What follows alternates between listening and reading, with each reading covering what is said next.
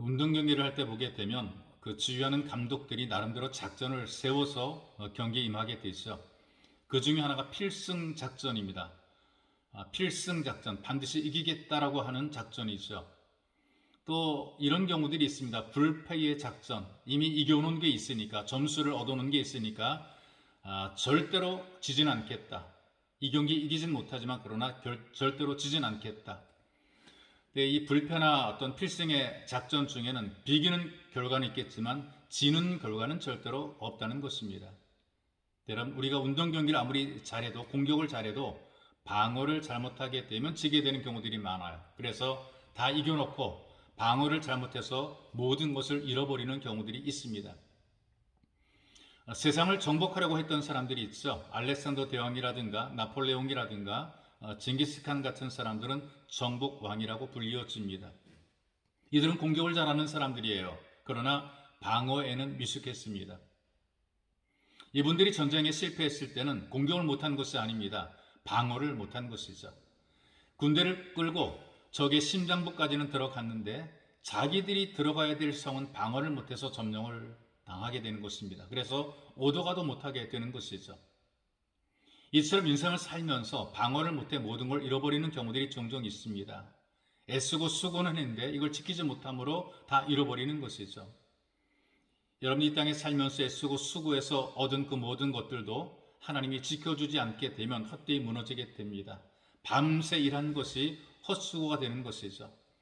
평생 돈 벌기 위해서 수고하지만 방어가 되지 않게 되면 계속 새어나갈 수밖에 없죠. 아무리 열심히 살아도 방어가 안 되면 밑 빠진 독에 물 붓기와 똑같습니다. 쌓아 올리는 것은 힘들지만 무너지는 것은 순식간이죠. 그래서 방어를 잘 해야 됩니다. 사람이 아무리 지키려고 해도 잘 안 되니까 문제입니다.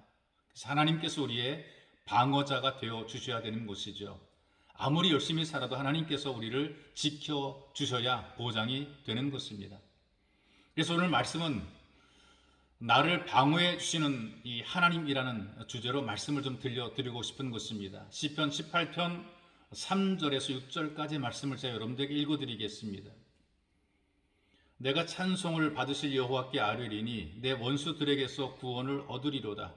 사망의 줄이 나를 얽고 불의의 창수가 나를 두렵게 하였으며 수월의 줄이 나를 두르고 사망의 올무가 내게 이르렀도다. 내가 환난 중에서 여호와께 아뢰며 나의 하나님께 부르짖었더니 그가 그의 성전에서 내 소리를 들으시며 그의 앞에서 나의 부르짖음이 그의 귀에 들렸도다. 이 읽어드린 이 말씀은 다윗이 경험했던 위기의 순간들에 대한 표현입니다. 이 다윗은 자기를 무너뜨리려고 하는 원수들에게 여러 가지 공격을 받게 되어 사망의 죄에 묶여서 죽음의 문턱까지 가기도 하죠. 불의의 창수가 두렵게 만들어 놓습니다.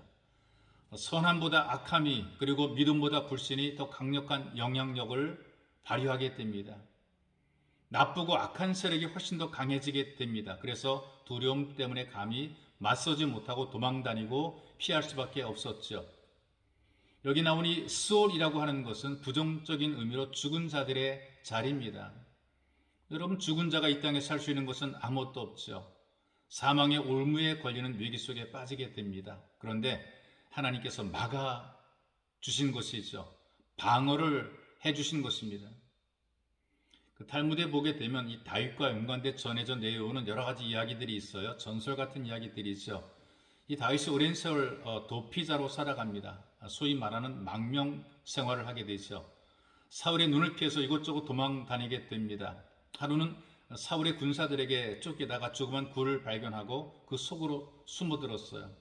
여기까지는 다윗이 최선을 다한 것이죠. 그런데 많은 군사들이 이잡듯이 여기저기 뒤지고 다니는 것입니다.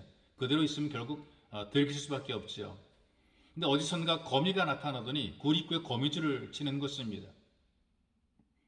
자기들 눈앞에 사라진 이 다윗을 찾기 위해서 동굴 입구까지 오기는 왔는데 그런데 거미줄이 쳐 있는 것을 바라보고 당연히 거기에 사람이 없을 줄 알고 그들이 그만 돌아가 버리고 말았어요. 죽음의 목전까지 왔지만 하나님께서 방어자가 되어주심으로 살아나게 됩니다. 여러분, 하나님께서는 견고한 바위처럼 우리를 방어해 주십니다.